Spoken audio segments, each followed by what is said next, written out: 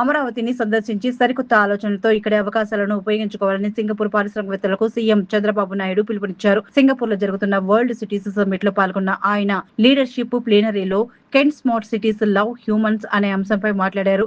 25 ఏళ్ల క్రితం తాను ఐటీ గురించి మాట్లాడటం వల్లే ఫస్ట్ మూవర్ అడ్వాంటేజ్ తో తెలుగు వాళ్ళు తలసరి ఆదాయంతో ముందున్నారని, ఇప్పుడు ఏఐ టెక్నాలజీ వచ్చిందని చెప్పారు. పీపుల్ ఫస్ట్ అనేది తమ పాలసీ అని, కృష్ణా నది, రింగ్ రోడ్లు, ఇంటర్నేషనల్ ఇన్ఫ్రాస్ట్రక్చర్స్ తో స్పోర్ట్స్, హెల్త్, ఫైనాన్షియల్ హబ్ గా అమరావతిని అద్భుతంగా తీర్చిదిద్దుతున్నామని చంద్రబాబు వివరించారు.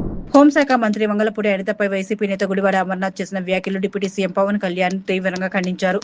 మహిళల కట్టు బొట్టుపై మాట్లాడటం సగటు స్త్రీలందరినీ కించపరచడమేనని మండిపడ్డారు. రాజకీయాల్లో విమర్శలు ఎప్పుడూ విధానపరంగానే ఉండాలని, ఇళ్లలోని మహిళలను లాగడం వైకాపా దిగజారడానికి నిదర్శనమని విమర్శించారు. కూటమి నేతలు ఈ వ్యాఖ్యలను బలంగా తిప్పికొట్టాలని, అయితే అవతలి పార్టీ వారిలా దిగజారుడు భాష వాడకుండా పౌర సమాజం హర్షించేలా బుద్ధి చెప్పాలని సూచించారు. ప్రజా జీవితంలో ఉన్నవారు మాట్లాడే ప్రతి మాటను ప్రజలు గమనిస్తున్నారని పవన్ హెచ్చరించారు. నీటి పరీక్షలకు హాజరయ్యే విద్యార్థుల కోసం ఏపీఎస్ఆర్టీసీ ఉచిత ప్రయాణ సదుపాయం కల్పించిందని రాష్ట్ర రవాణా శాఖ మంత్రి మండిపల్లి రాంప్రసాద్ తెలిపారు. హాల్ టికెట్ చూపిస్తే చాలు ఉచితంగా బస్సులో ప్రయాణించవచ్చని స్పష్టం చేశారు. జూన్ 21న దేశవ్యాప్తంగా జరిగే ఈ పరీక్ష కోసం విద్యార్థుల సమయానికి సెంటర్లకు చేరుకునేలా ప్రత్యేక బస్సులు, అవసరమైన చోట అదనపు సర్వీసులు నడపాలని అధికారులను ఆదేశించారు. పరీక్షల సమయంలో తల్లిదండ్రులపై జర్నీ భారం తగ్గించేందుకు ఈ నిర్ణయం తీసుకున్నట్లు చెప్పారు. విద్యార్థులందరికీ ఎలాంటి ఇబ్బందులు లేకుండా అన్ని ఏర్పాట్లు పూర్తి చేశామని చెప్తూ మంత్రి వారికి బెస్ట్ విషెస్ తెలిపారు. ఏపీ ముఖ్యమంత్రి Chandrababu Naidu CBN at 361 degrees పాలీమ్యాథ్ అనే పుస్తకాన్ని సింగపూర్ లో ఆవిష్కరించారు. కాకతీయ కల్చరల్ అసోసియేషన్ ఆధ్వర్యంలో జరిగిన ఈ ప్రత్యేక కార్యక్రమంలో ఆయన పాల్గొని పుస్తకం తొలి ప్రతులను సింగపూర్ లోని భారత హై కమిషనర్ శిల్పక్ అంబులే మంత్రి పి నారాయణకు అందించారు. ఒక దార్శనిక నేతగా వివిధ సందర్భాల్లో చంద్రబాబు తీసుకున్న సంచలన నిర్ణయాలు, ఆయన విజన్ ను విశ్లేషిస్తూ రేపటి కోసం దినపత్రిక చీఫ్ ఎడిటర్ శాఖామూర్తి శ్రీనివాస ప్రసాద్ ఈ పుస్తకాన్ని రచించారు. దీనిని రిటైర్డ్ ఐఏఎస్ అధికారి కేవి సత్యనారాయణ ఇంగ్లీష్ లోకి ట్రాన్స్లేట్ చేశారు.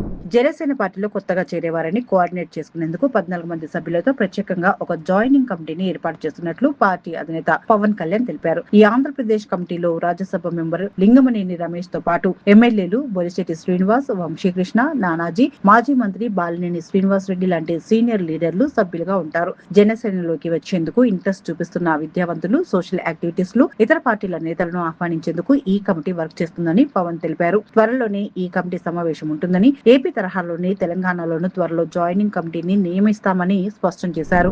రాష్ట్రానికి భారీగా ఇన్వెస్ట్మెంట్స్ రావాలంటే ఇక్కడి శాంతి భద్రతలే కీలకమని హోంమంత్రి వంగలపూడి అనిత అన్నారు. తాజాగా ఆమె మీడియాతో మాట్లాడుతూ ఏపీలో క్రైమ్ రేటు 14.1% తగ్గిందని, మొత్తంగా 34,041 కేసులు తగ్గాయని వెల్లడించారు. సీసీటీవీ కెమెరాలు, డ్రోన్ టెక్నాలజీని వాడుతూ చేస్తున్న స్మార్ట్ పోలీసింగ్ వల్లే నేరాలు తగ్గుముఖం పట్టాయని చెప్పారు. తాము అధికారంలోకి వచ్చాక సీసీ కెమెరాలు ఏర్పాటుపై స్పెషల్ ఫోకస్ పెట్టామని, క్రైమ్ జరిగిన 24 గంటల్లోనే నిందితులను పట్టుకోవడానికి ఇవి హెల్ప్ అవుతున్నాయని తెలిపారు. రాష్ట్ర వ్యాప్తంగా 1,00,000 సీసీ కెమెరాలు పెట్టడమే టార్గెట్ అని, ఇప్పటికే 70% వర్క్ పూర్తి చేశామని హోంమంత్రి స్పష్టం చేశారు.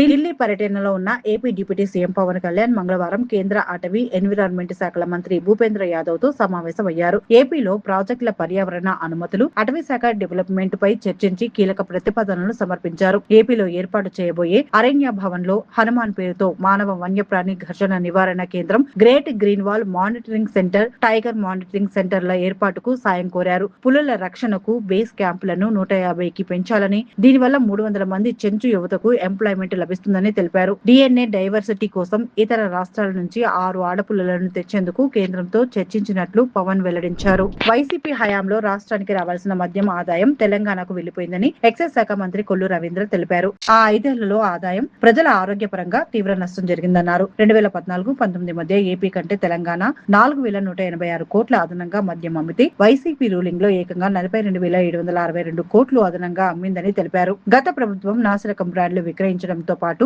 రేట్లు 75% పెంచడంతో అమ్మకాలు పడిపోయి నాన్ డ్యూటీ పెయిడ్ లిక్కర్ ఎక్కువైందని విమర్శించారు. బోర్డర్లలో తెలంగాణ షాపుల ద్వారా ఏపీ ప్రజలు మద్యం కొనడంతో 5 ఏళ్లలో 18,860 కోట్ల రాష్ట్ర ఆదాయం పక్క రాష్ట్రాలకు పోయిందని, తాము నూతన పాలసీతో ఎక్సైజ్ శాఖను మళ్లీ గాడిలో పెట్టమని మంత్రి వివరించారు.